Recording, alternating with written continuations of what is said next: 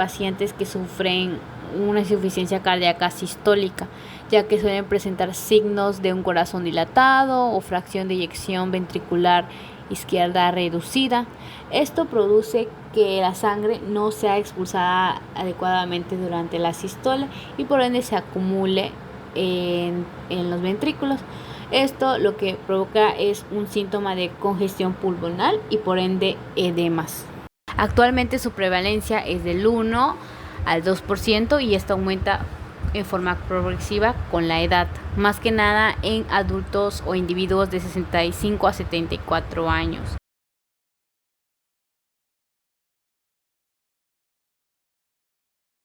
El corazón es un órgano muscular hueco localizado en la cavidad torácica entre el mediastino anterior, justo por encima del diafragma, envuelto por una bolsa serosa. Está constituida por el pericardio y capas más externas, visceral y parietal. Está conformada por miocitos o también denominadas células musculares cardíacas o fibras miocárdicas. Consta de 3 capas, una capa externa denominada epicardio, que la rodea y la protege, la capa media, la muscular, que es responsable de su contracción en el bombeo de sangre, que suele ser más gruesa en el ventrículo izquierdo, y la capa interna del corazón, que sería el endocardio, que recubre las cámaras y forma las válvulas. Se conforma por 2 válvulas auriculoventriculares. Entre ellas separan las aurículas de los ventrículos. Tenemos 2. La válvula tricúspide, que sería la derecha, y está compuesta por 3 valvas. Tenemos la válvula mitral o la bicúspide, que sería la izquierda, y está compuesta por 2 valvas. En ellas vamos a encontrar las válvulas seminulares, constituido también por una válvula aórtica que separa la aorta del ventrículo izquierdo y una válvula pulmonar que separa el ventrículo derecho de la arteria de los pulmones. Conformada por una cavidad antero-inferior. Esta es la parte anterior o inferior del corazón del lado derecho del ventrículo y mayormente está formada por una cara esternocostal del corazón. Esto quiere decir que se encuentra entre el esternón y las costillas. Y también tenemos una cara posterolateral, que más que nada sería ubicada en el ventrículo izquierdo y forma la mayor parte de la cara diafragmática y parte de la cara lateral izquierda del corazón. El latido del corazón es el resultado de una serie de contracciones y relajaciones rítmicas del músculo cardíaco que permite que el flujo continuo de sangre pase por todo el cuerpo. Este proceso se conoce como un ciclo cardíaco y ocurre aproximadamente de 80 a 100 veces por minuto en reposo en un adulto sano. Esto se da gracias a la excitabilidad del corazón. Esta es denominada así como la capacidad que tienen todas las células cardíacas, o sea los miocitos, para responder a estímulos eléctricos para la generación de un potencial de acción. El potencial de acción lo que hará es desencadenar la contracción del músculo cardíaco y por ende iniciar el ciclo cardíaco. Todo esto se da gracias al estado basal de la célula, en donde sabemos que extracelularmente es positiva y intracelularmente es negativa. Comenzamos con una fase 0 de despolarización rápida, en donde se da una entrada masiva de sodio, en donde la célula se volverá positiva. Y también se dará la salida de potasio. La fase 1 comienza la repolarización inicial. Se cierran todos los canales de entrada de sodio y se da la salida de potasio. Tenemos la fase 2, que es la meseta, donde se da la entrada de calcio. El calcio es importante porque gracias a las concentraciones altas de estas va a permitir la contracción de los músculos. Y entrará también porque hay poco dentro de la membrana. Una vez que esto haga, también se va a dar la salida de potasio para mantener la despolarización. Pasaremos a la fase 3, donde se va a dar una repolarización rápida, donde la salida de potasio hará que la célula vuelva a su potencial negativo y por ende pase a la fase 4, que sería la denominada reposo, donde el equilibrio de los iones y la célula estarán listos para un nuevo estímulo. El ciclo cardíaco consta de 5 fases. La primera es la diástole auricular y ventricular, que es el llenado pasivo, en donde todo el corazón se encuentra relajado. La sangre va a fluir de las aurículas a los ventrículos por las válvulas auriculoventriculares, que se van a encontrar abiertas. Tenemos después la sístole auricular, en donde las aurículas se van a contraer y van a empujar el resto de la sangre a los ventrículos. Más que nada, las válvulas auriculoventriculares van a seguir abiertas. Tenemos a continuación la contracción isovolumétrica ventricular, en donde ahora los ventrículos van a iniciar una contracción. Esta contracción se dará mientras las válvulas se mantendrán cerradas, tanto de entrada como de salida. Entonces, al realizar esta contracción, la presión aumentará sin que la sangre salga. Tenemos seguidamente la eyección ventricular o una sístole ventricular, en donde la contracción que ha generado una presión en los ventrículos va a abrir las válvulas semilunares, que serían la pulmonar y la aórtica, y expulsarán la sangre del ventrículo derecho a los pulmones y del ventrículo izquierdo al cuerpo. Y por último tenemos la relajación isovolumétrica, en donde ahora todos los ventrículos se van a relajar, las válvulas semilunares se van a cerrar para evitar un reflujo, y más que nada aquí se va a reiniciar el ciclo con la apertura de las válvulas auriculoventriculares. El ciclo cardíaco podemos verlo ejemplificado en el siguiente imagen. Y podemos ver que comienza en donde las aurículas se van a contraer y van a empujar la sangre hacia los ventrículos. De ahí los ventrículos se van a contraer y van a expulsar la sangre hacia la aorta. Más que nada va a empezar desde el ventrículo izquierdo al ventrículo derecho. Cuando empujen la sangre a la aorta, esta pasará a la arteria pulmonar y finalmente se va a dar una relajación general en el corazón, y en la cual la sangre va a volver a llenar las aurículas y los ventrículos y se va a preparar para el próximo latido. Cada ciclo dura aproximadamente 0.8 segundos en reposo. Entre las causas que pueden generar insuficiencia cardíaca congestiva se encuentra la cardiomopatía idiopática, que es una enfermedad del músculo del corazón que debilita su función. Lo que provoca es que el corazón no pueda bombear sangre adecuadamente, y como resultado de esta falla la sangre se va a acumular en los pulmones o en el cuerpo. Debido a esto, parte del músculo del corazón va a morir por falta de oxígeno y por ende esta zona ya no va a poder bombear ni contraerse de manera adecuada. Esto causa que el corazón quede débil o dañado, y al no poder bombear sangre suficiente se genera un daño y a la larga puede causar insuficiencia cardíaca congestiva. También tiene relación con la hipertensión arterial, ya que se puede dar un daño crónico. La hipertensión ejerce una presión excesiva sobre las paredes del corazón, entonces esto obliga a que el corazón trabaje más o de manera más rápida. Con el tiempo esto debilita al músculo cardíaco y afecta más que nada su capacidad para bombear de manera eficiente. El esfuerzo constante que tiene que hacer el corazón para mantener una presión normal lleva al corazón a engrosarse, o más que nada se le llama una cardiopatía hipertensiva, o más que nada una hipertrofia. Esta hipertrofia lo que hace es que el corazón se vuelva rígido y menos eficiente a bombear sangre. Otra de las causas es el infarto agudo del miocardio, en donde se causa una necrosis del miocardio. Esto quiere decir un tejido cardíaco muerto por falta de oxígeno. Esta pérdida de tejido causa que el corazón pierda fuerza de contracción y va a generar una reducción de gasto. El tejido infartado puede cicatrizar, pero no se va a regenerar, y esto provocará que el ventrículo izquierdo pueda dilatarse o deformarse, alterando su función al eyectar la sangre. Entonces el corazón no puede bombear eficazmente sangre, se acumulará sangre en los pulmones o en la circulación sistémica, y por ende empezarán a aparecer los síntomas de una congestión, en este caso la insuficiencia cardíaca.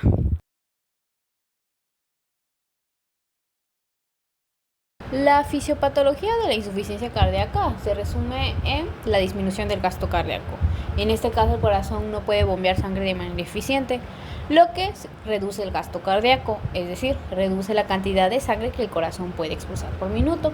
Esto puede ser causado por diferentes factores, aunque también al disminuir la sangre que el corazón expulsa se llega a una congestión, es decir, el líquido se empieza a retener en cierta parte del corazón, provocando edemas. Esto provoca un efecto inmediato de baja perfusión, es decir, que ahora la irrigación sanguínea de los órganos bajará, especialmente en órganos como los riñones o el cerebro, activando varios mecanismos compensadores. Segundo, tenemos la activación de mecanismos compensadores, en donde el cuerpo intenta compensar la falta de perfusión a través de diversos sistemas. Entre ellos encontramos el sistema renina-angiotensina-aldosterona, en donde debido a la baja perfusión renal, este estimulará la liberación de renina y también estimulará la secreción de aldosterona. Ella va a promover la retención de sólido y agua y esto podrá aumentar el volumen sanguíneo.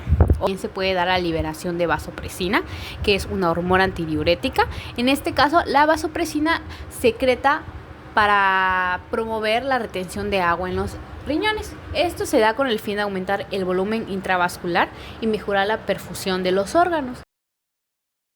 Como tercero tenemos el remodelado cardíaco, en donde el corazón, al responder a la carga excesiva de trabajo, más que nada la presión y el volumen que está teniendo debido a la falla de la insuficiencia cardíaca, el músculo cardíaco se va a engrosar para tratar de generar más fuerza al momento de bombear. Y a medida que el corazón se sobrecargue, las paredes del ventrículo pueden dilatarse. Esto va a reducir la eficiencia del bombeo y también va a empeorar el gasto cardíaco. Y como cuarto y último tendremos la retención de líquidos y congestión. Debido a los mecanismos compensadores, el cuerpo retendrá agua y sodio. Esto va a aumentar el volumen intravascular. Pero cuando el corazón no puede bombear de manera adecuada, a pesar de todo esto, esta sangre no va a circular bien y se va a acumular en los pulmones u otros tejidos, generando así la llamada congestión. Los fármacos para la insuficiencia cardíaca congestiva se utilizan para aliviar síntomas, mejorar la calidad de vida, reducir la mortalidad y se van a agrupar en varias clases según su mecanismo y beneficio clínico. Como primero tenemos a los fármacos ionotrópicos positivos, que son medicamentos que aumentan la fuerza de contracción en el corazón. Un ejemplo en este apartado será la digoxina. La digoxina es un medicamento que se utiliza principalmente en el tratamiento de la insuficiencia cardíaca.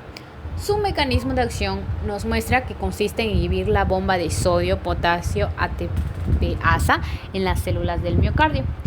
Esto va a provocar un aumento de sodio intracelular, que va a reducir el intercambio de sodio por calcio y generará así un aumento de calcio dentro de la célula.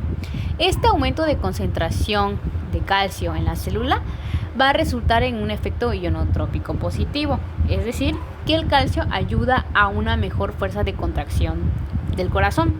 Otros efectos que puede tener son efectos cronotrópicos negativos, que va a disminuir la frecuencia cardíaca, y dromotrópico negativo, que ralentiza la conducción auricoventricular. Tenemos a los inhibidores de la bomba ATPasa, que dependen de sodio y potasio. El bloqueo de esta bomba, que mayormente expulsa sodio y entra potasio por energía, va a acumular el sodio dentro de la célula. Esto va a generar una alteración del gradiente de sodio-calcio. Con más sodio intracelular, el intercambio de sodio y calcio va a disminuir. Entonces tendremos que entre menos sodio, menos calcio se elimina. Por ende tendremos una mayor retención de calcio intracelular y por ende una mayor concentración. Esto va a generar un volumen de calcio intracelular mayor y a más calcio disponible en el retículo sarcoplasmático y en el citoplasma se va a generar una mayor fuerza de contracción del miocardio. En el caso de los agonistas beta 1, estos se unen al receptor beta 1 adrenérgicos. Estos receptores están principalmente en el corazón. La unión al receptor beta 1 localizado en la membrana de las células cardíacas va a provocar la activación de la proteína GS, una proteína estimuladora. Al acoplarse, se dará la estimulación de la adenilato ciclasa. Esta es una enzima que convierte ATP en AMP cíclico. Por ende, la estimulación de esta proteína va a dar un aumento de AMP cíclico intracelular. Este aumento va a activar la proteína quinasa y por ende esta activación va a dar la fosforilación de canales de calcio y proteínas contráctiles.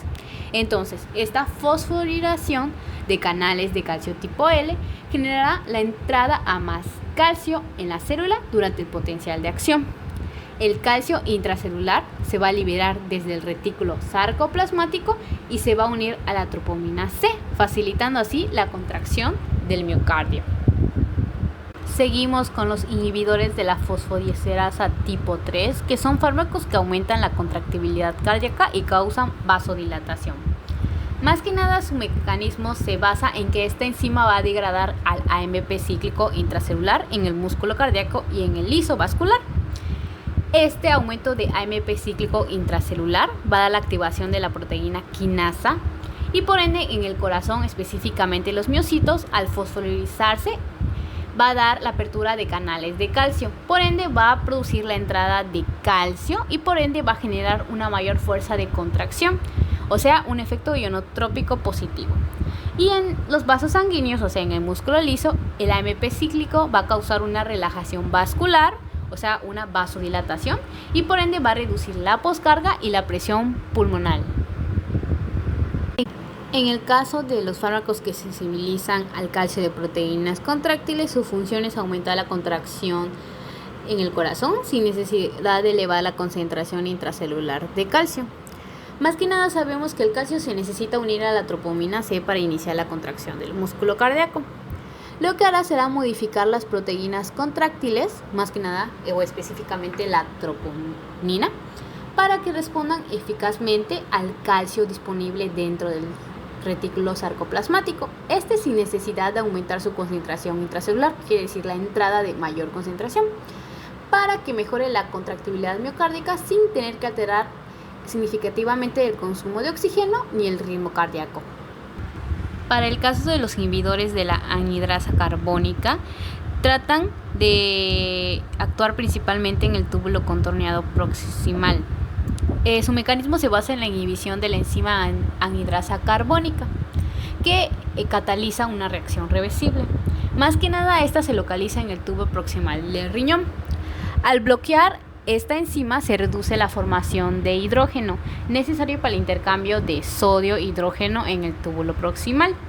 Por ende, se va a dar una disminución de sodio y de bicarbonato, lo que va a llevar a una excreción mayor de sodio, bicarbonato y agua. En el caso de los diuréticos de Lassa, son fármacos que actúan sobre la rama ascendente de la asa de Helen en la nefrona renal, bloqueando la reabsorción de sodio y promoviendo una diuresis interna. Más que nada, su mecanismo de acción se basa en que primero en el sitio de acción en la rama ascendente gruesa, específicamente de la asa de Helen, van a inhibir al cotransportador sodio-potasio 2-cloruro. Por ende, al inhibir este cotransportador se dará una menor reabsorción de sodio, potasio y cloro, y también se va a perder agua, calcio y magnesio. Tendremos entonces mayor excreción de sodio, agua, potasio, calcio y magnesio, y por ende disminuirá la presión venosa pulmonar y también el volumen extracelular, lo que va a estimular la síntesis de prostaglandinas y por ende generará una vasodilatación renal. Para los diuréticos ahorradores de potasio, estos actúan en el túbulo distal y en el túbulo colector del nefrón, promoviendo la excreción de sodio y agua para retener potasio. Por último, tenemos a los agonistas de la aldosterona. Sabemos que la aldosterona es una hormona esteroidea producida en la zona glomerulosa de la corteza suprarrenal entre las células principales del túbulo colector distal. Lo que pasará es que se une al receptor mineralcorticoide y una vez que se una generará una activación génica. Este complejo aldosterona receptor se trasloca al núcleo y activa la transcripción de genes y ayudará a sintetizar nuevas proteínas, tanto en canales de sodio que se encuentran en la membrana apical como en las bombas de sodio, potasio, ATP-pasa que se encuentran en la membrana vasolateral. Esto permite que se genere una reabsorción de sodio y agua y la excreción de potasio. Entre sus efectos tendremos que puede aumentar el volumen extracelular y la presión arterial y va a disminuir el potasio sérico en el organismo. En el caso de las tiazidas, el sitio de acción será el túbulo contorneado distal y más que nada inhibirán el cotransportador sodio-cloro para que se disminuya la reabsorción de sodio y cloro y como consecuencias tengamos un aumento de excreción de sodio, cloro y agua y por ende la disminución de un volumen plasmático y de presión arterial para aumentar la reabsorción de calcio y por ende un aumento del gradiente de concentración. En clasificación farmacodinámica tenemos los beta bloqueadores. Estos tienen el mecanismo de acción de bloquear los receptores beta-1 adrenérgicos que actúan en el corazón específicamente, lo que harán que bloqueen los efectos de la adrenalina y la noradrenalina y por ende van a disminuir los efectos de la fuerza de contracción, la fuerza cardíaca y la velocidad de conducción. Tenemos a los agonistas de la aldosterona, específicamente los que bloquean a los receptores mineralocorticoides en el túbulo distal y en el túbulo colector, lo que bloquea los efectos de la aldosterona en los receptores mineralocorticoides en el túbulo distal y en el túbulo corrector. Esto va a inhibir la reabsorción de sodio y agua y sobre todo va a reducir la excreción de potasio. En los IEK se basa en un mecanismo de acción en la inhibición de la enzima convertidora de la angiotensina que convierte la angiotensina 1 en angiotensina 2, que es un potente vasoconstrictor, haciendo que aumente la vasodilatación, el flujo sanguíneo y la secreción de bradicina. Los ARA2, los antagonistas de receptores AT1, más que nada se basan en un mecanismo de bloquear los receptores de angiotensina 2, que como sabemos es un potente vasoconstrictor, y generarán la liberación de aldosterona y aumentarán la hipertensión arterial para mejorar una vasodilatación, una disminución de la presión arterial y reducir el gasto cardíaco.